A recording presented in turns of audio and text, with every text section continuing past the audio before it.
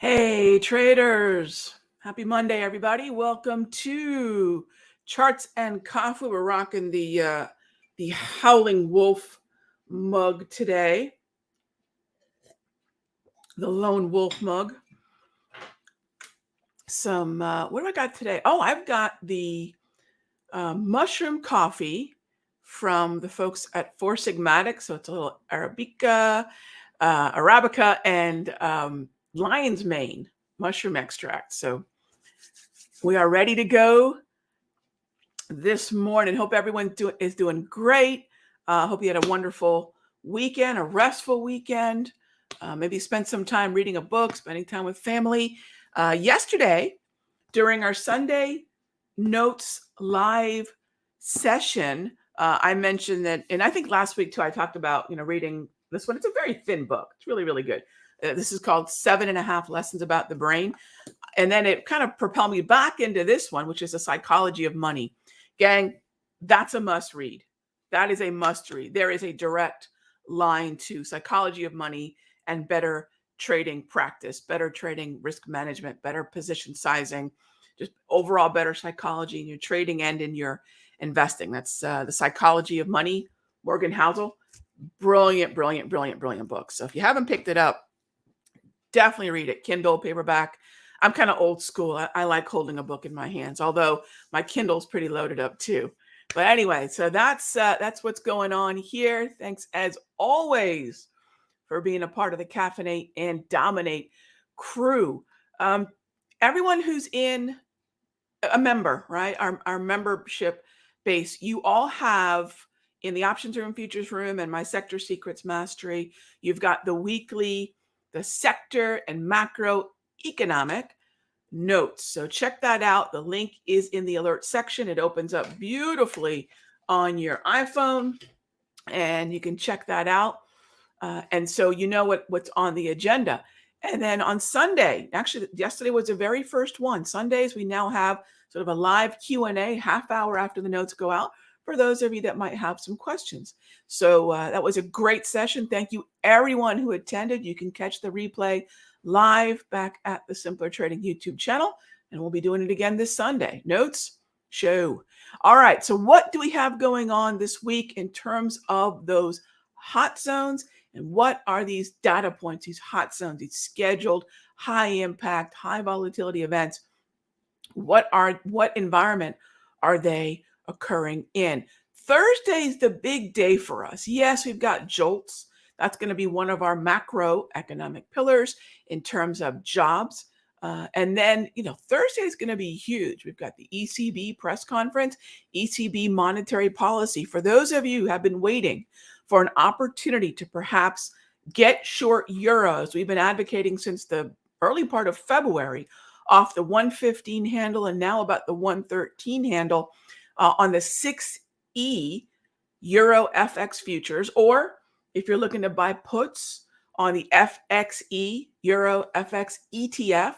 If you're a Forex trader, look, you're already on top of the currency narrative. And like me, you're probably already short euro, but we want to re-engage, re-enter. Hot zones are oftentimes excellent opportunities. This is something that we use. So those of you that are in my mastery, we use the calendar as catalysts, right? So if we know there's going to be an economic event that's going to affect the trend, correct it, move it in some significant way, as hot zones tend to do, we want to capitalize on that. So if you're looking for a window of time to re-engage that euro short, which really is the best US dollar buy into Thursday, it's going to be that opportunity. We've got CPI on Thursday as well. That's an inflation number. You better believe CPI is 100% going to affect the way in which, forget March, gang, stick a fork in it, it's done. Quarter point hike is coming March 16. Now, do we see any significant changes for May 4, for June 15? And more importantly, as I mentioned in the notes, what happens after July? Do we start to see more than 3 hikes discounted? Could we see more hikes as we go forward into the remainder of 2022? It's not if they're going to hike, gang, it's how many. And so this is going to be our objective, measurable way to see that without engaging and poisoning our minds with just the senseless chatter about low probability situations that typically are what is going to dominate financial media on television. My mom did not call the TV the dumb box for nothing. When I was growing up, all the way into college, I was allowed 1 hour of television per day, 1 hour. And, at the time I hated it, but looking back, there's a reason the bookshelves here in the Horner household far outnumber the televisions in both number and size. So I guess I got to give mom credit for that. All right, as always, this show is about your questions. You'll notice there on the left, hey gang, it's webinar time. You know that I've been talking a lot about how are we trading this environment? What are the tools that I'm using? You already have access to the tools I've been mentioning for about a month now. Head on over to countdowntrader.com. Download the tools. They are free. They are available. That's what I'm going to be talking about, how we use them, how we've been trading in 2022. Not the uptrends of 2020, not the uptrends of most of 2021. What are we dealing with now, right? And what tools am I using to decode this environment? And then if you're in the options room, day trading room, futures room, or my Sector Secrets Mastery, the Lorna bot has been kind enough to put a preset layout with the tools and my settings in the room drive. Check out the room drive. You'll see the toss.mx shared link. So if you're seeing this for the first time, Rog, yeah, you give away your tools. Yeah, most of them, not all of them, A couple of them are premium, but the ones that I've been using for sort of the understanding of the underlying environment are the free ones that are in the room drive. They're known as the TOPS tools, which, by the way, was the very, very, very first tool package that we and class that I did, I believe, for futures. And so it takes me back to 2016, 2017, and what we did back then. By the way, yes, I'm still using those tools. A lot of you know that, right? You're still using those tools all these years later. Why? They are timeless. They are timeless and they work. All right. First question. Hey there, Debbie. How are you? Oh, sorry, James. Good morning. Placing SYY on the radar. Let's do it. Let's do it. I love it. Double green. Dip into the wave. Lit up 21. I like it, my friend. Good eye. Great eye. Fantastic. Hey, Debbie. How are you? In last night's video, I mentioned XLF. Okay, so the Sunday night show. Can you explain why, if, when I would consider an entry to go long? I think someone during the show had mentioned some equities that are in the XLF, meaning, what would I consider long? And I said XLF itself looks fantastic. So let me show you on the toss layout. So we're sitting on the Darvis here. Now, I do want to mention one thing as to eliminate any confusion. We do have a premium Darvis signal, and we have the Darvis 2.0. So what you have in that free layout is going to give you that line, and it's going to give you that purple line that was right there. The Darvis signals, which is premium, and you don't need to start off there, gang. It's going to give you, well, the signals, okay? So that's the difference. If you say, Rog, I don't have the arrows you have, that's because this is Darvis 3.0 or Darvis signals. However, we've always made the 2.0 freely available, and it draws the same lines, all right? So it automates support and resistance on your chart in a time-tested way that dates back to the 50s. That's Nicholas Darvis, all right? And we've modernized it here at Simpler to adapt to what we're dealing with now without just the adherence, the strict adherence to 52-week breakouts as Nicholas Darvis did throughout his career. We deal with a slightly more evolved, volatile market than, say, the 50s and 60s. All right. Having said that, look at this pre-identified by Darvis zone that is oversold. Beautiful. How do you play chop? Because this is chop, right? Support, support. There's your zone, right? Boom. There's your confirmation. Slow still. If you got a ready aim fire, use it. If not, use the slow stochastic I've been teaching for a very long time. 80-20 overbought, oversold. 21K, 3D, and you'll see where we're heading into that 20 area. That's entering oversold, syncing up with the Darvis. This is how we trade chop. Now, are there relative outperformers in the XLF? Yes. I would focus, really, the list of what not to trade is easier. No JP Morgan, no Morgan Stanley, no PNC Bank, double red. Anything below the 200 is just an easy no, right? I would actually throw no Citi in there as well. Anything under the 200 white propulsion dots. Okay, so then that brings us to some of the names we've been talking about for a while. Chubb. American Express looks ready to test the 200. Beautiful. I love that. Wells looks ready to test the 200 and the 50 major psych. I'd keep an eye on Schwab and 80. So there are some Bank of America. I'd keep an eye on some of these. Bank of America is going into its ex-dividend dates. We might see a little bit more weakness that we can capitalize on. Do you see how we have taken the multi-chart? This is what I call this layout. Looked at not only these stocks organized in their high concentration weighting, that's the way they're influencing the broader sector, the tide, and how they'll be influenced, the individual boats by the tide. This is boats and tides. This is multi-chart. This is old school watch list building made about as easy as it can be made, with the grab candles and the JT trend trade flag, which, by the way, yes, is included in the free layout in the room drive. And these are the kind of tools that we've been using to prioritize certain symbols, so we know what the outperformers are to the up and to the downside, right? Isn't it just about finding symbols to buy that are in uptrends? It's about finding symbols to buy at oversold levels. It's about finding symbols to short in downtrends, right? So that's where I'm looking at the individual symbols, and then that's where I'm looking at how I would actually buy XLF. That's the zone. So that's the entry, right? So where would I consider it? That's where I would consider it, right? Now I would price it out basically. So you're looking at the level 37.25 to basically 36.85 is the zone. All right, that's where I'll be pricing out calls in XLF. Hope that helps. All right, let's see. Kiva says, I was hoping coffee. I was hoping for golden milk. I will do some turmeric in the afternoon sometimes, maybe sometimes a green drink. But in the morning, yeah, I do love my coffee. But I don't mind the golden milk. I'll put a little bit of raw honey in there. I'll do a little, sometimes I'll mix it with the chai spices, some cardamom, some clove, cinnamon. So I'll make a little chai spice pouch and throw it in there, but not as much. Sometimes that turmeric gets to be a bit much, and golly, does it end up staining everything. So it is good stuff, though. I agree. I absolutely agree. All right. Next up, I've gone over to the trading view charts, and let's see. We have looking at the dollar yen. How are you, Mark? So dollar yen is a tricky one for me.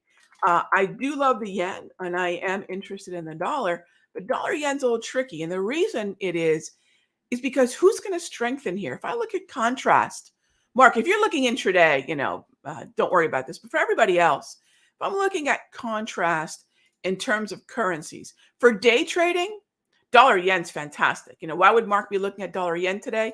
Because he knows contrast is what makes. That looks like a little smiley face, right?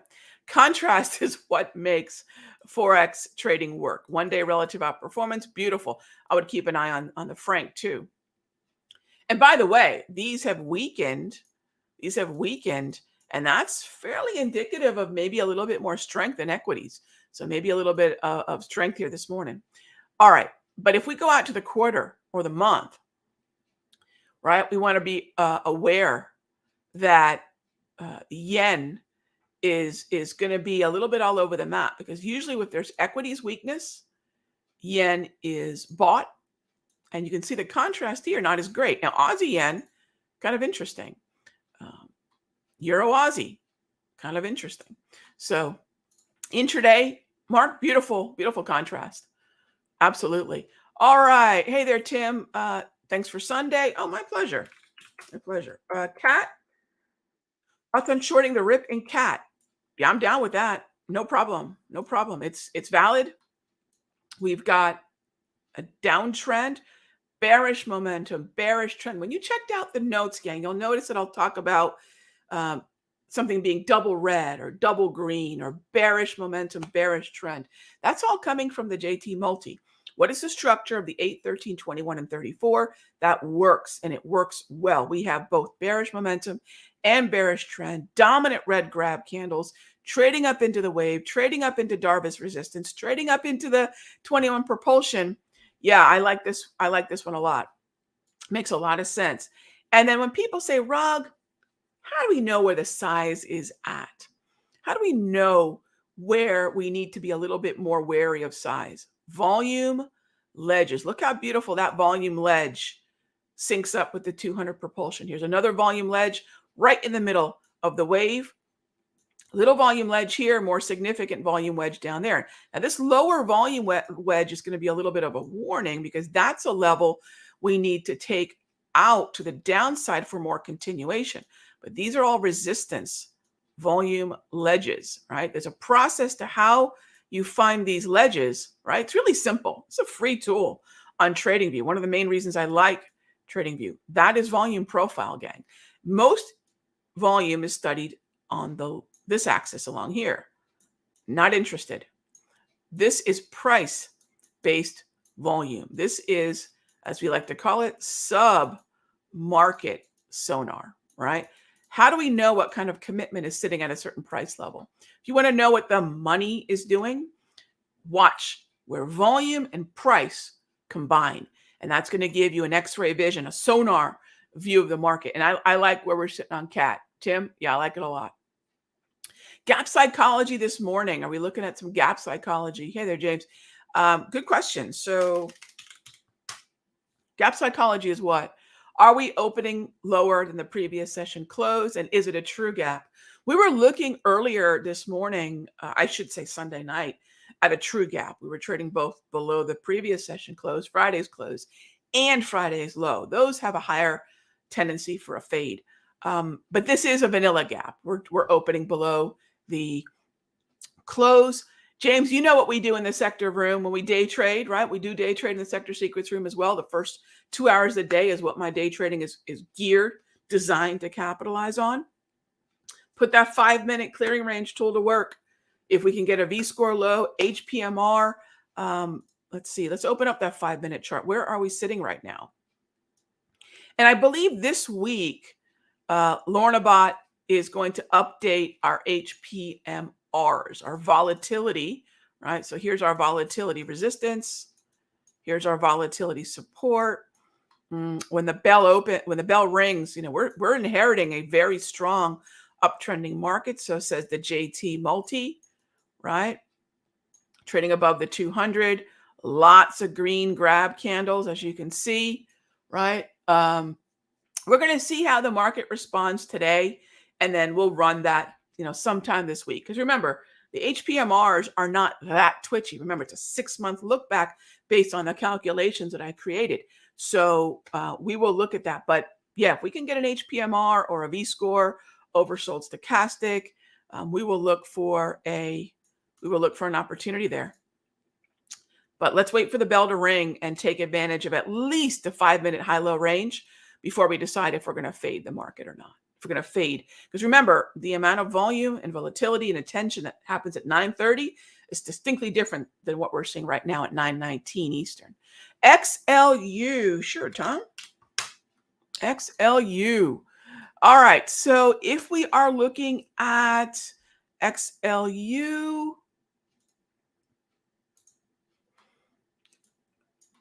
it's launching higher. I don't have any skin in the game here, my friend. If anything, there's probably a pretty good argument for XLU heading right into oversold resistance. There's your Darvis. There's your slow stow. This is not a trending market. It's neutral. As you can see right in here, it's still neutral. There's your oversold. There's your resistance. Be careful here. I'm a little bit more a fan of the staples than I am utilities. We've been in the mastery. We've been a little bit more interested in the staples. If NEE is about to test the 200, I would keep an eye on that, Tom, because if we cannot successfully break the resistance here, right, between the 200 and this Darvis, NEE, number one weighted stock within the XLU, that could be how and when NEE is faded, and then how XLU goes down in response to the number one weighted stock by a country mile in that sector. So please remember that if we're talking about NEE, if we're talking about the way in which this market is moving and that boats and tide approach, I like XLP a little bit better, but that's my XLU breakdown, Tom. Bordering a little bit more weakness, bordering a little bit more weakness. All right. More so than strength because we're at the top of that range in chop. Okay. What happened to my hand? Oh, you talking about my little, yes, I've got my Jedi cloak. This might be a Sith cloak. I've got my Sith cloak rocking this morning and it has these little, no, I'm good. My hand is absolutely good. I appreciate that, Battlehawk. No, so the weekly notes are in the membership room drive, but the show is free to everybody. So you can check out the show. But I will say, I love doing all this content for everyone. I think it's really important that we get together and talk about what's happening. But yes, membership does have its privileges, some. So the notes are in the room drives in the option room, the futures room. Oh, not the room drive. Sorry, the alert section, options room, futures room, and my sector secrets mastery. All right. So that's where you can pick that up. I appreciate that. Great. So again, charts and coffee and the Sunday show, free to everybody. Ask questions. I am absolutely fine with letting you all know what I'm doing and why I'm doing it. That's part of the fun of our community, is it not? Pfizer puts, I'm good with that, Tracy. Just be careful in terms of if XLV starts to move higher, a little bit of boats and tide. I'm slightly more skewed to dip buys in BMY and in AbbVie. But as far as XLV and Pfizer or Johnson & Johnson, United Health, you can see we're kind of all over the map in XLV. So I don't have a problem with puts in Pfizer. Double red, I agree with you. The only thing that's a little problematic, not the structure, not the gorgeous red grab candles. We are still doing battle at the 200. If we have double red and we're south of the equator, that's really the best combination. So we're still kind of battling it out here if we're going to be above or below that level. So keep that in mind. A little tricky there. Know where you are in respect to that 200, because until or unless that 200 is broken, look at Ford. All right, here's a really good example of a trade. Look, as many winners as I've had since the end of Jan, this is one that's really been a pain in the neck. Ford won't break down below 200, but it won't bounce either. That's the challenge of that 200 and the gravitational pull, even in a downtrend, that 200 can provide. All right, gang, I've run over a little bit. Thank you, as always, for all the questions. Remember, gang, if you haven't registered yet, simplertrading.com/timeless, 8 p.m. this Wednesday. Make sure you grab the indicators from Countdown Trader or in the room drives back at the Simpler Trading main rooms, day trading, training, options, futures, and of course, my mastery. This is not going to be about a class. This is not going to be an indicator conversation. It's going to be about how have I been trading this year, right? Yes, the last few years have been uptrends, but what happens in this market? A lot of you know this market's different. That's why it's so important to discuss, hey, how are we putting the tools to work in an environment where we're not trending like we have been, say, the last 16 to 18 months? So get those indicators on there. And then what we're going to be doing is talking about how to use them, what I have been doing really more specifically in this environment. All right. Okay, gang, looking forward to seeing you then. Really stoked about this conversation. Trish has put a great deck of slides together to talk about, what makes this environment tougher, but how do we decode it? By the way, with the indicators that you probably have had on your screen for a really long time.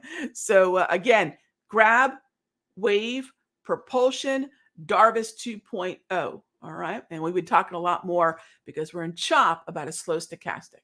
Okay. So get visually used to them. Wednesday, I'll see you then at 8 p.m. In the meanwhile, have a great day.